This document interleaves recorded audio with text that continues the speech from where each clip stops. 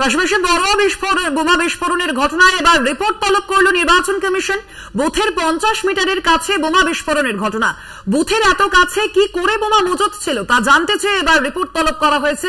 তার পাশাপাশি কি ঘটনা ঘটেছে তা জানতে চেয়েও রিপোর্ট তলব করা হয়েছে নির্বাচন কমিশনের পক্ষ থেকে। অন্যদিকে মিডিয়া মনিটরিং সিস্টেমের মাধ্যমে কমিশন এই বিষয়টি জানতে চেয়েছে।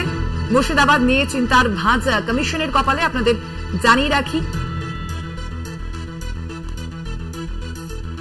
বড়ুয়ায় যে বোমা বিস্ফোরণের ঘটনা ঘটেছে এবার সে বিষয়ে বুথের 50 মিটারের মধ্যে কি করে বোমা বিস্ফোরণের ঘটনা ঘটল সে বিষয়ে এবার রিপোর্ট তলব করা হয়েছে নির্বাচন কমিশনের তরফ থেকে।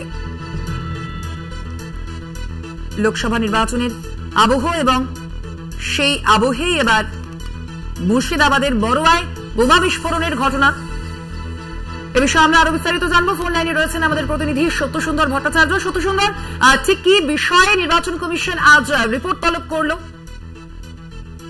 খড়গপুরে বড়ুয়াতে যে বোমা বিস্ফোরণের ঘটনা ঘটেছে তাতে জেলা নির্বাচনী আধিকারিকের কাছ থেকে রিপোর্ট চেয়ে পাঠিয়েছে নির্বাচন কমিশন। বুথের 50 মিটারের মধ্যে কিভাবে এত পরিমাণ বোমা এলো এবং সেই বোমা কিভাবে বিস্ফোরণ করলো তার একেবারে পুঙ্খানুপুঙ্খ সবিস্তার রিপোর্ট চেয়ে পাঠানো হয়েছে।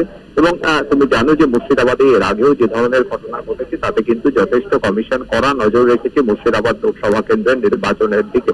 সেদিকে কেন্দ্রীয় বাহিনী সেখানে যেরকম বাড়ানো হবে তার পাশাপাশি কি রিপোর্ট আসে তার ভিত্তিতেও কিন্তু প্রয়োজনীয় ব্যবস্থা নেবে নির্বাচন কমিশন। একদম ধন্যবাদ তোমায়। আমরা কথা বললাম, আমাদের প্রতিনিধি সত্যসুন্দর ভট্টাচার্য ছিলেন ফোন লাইনে।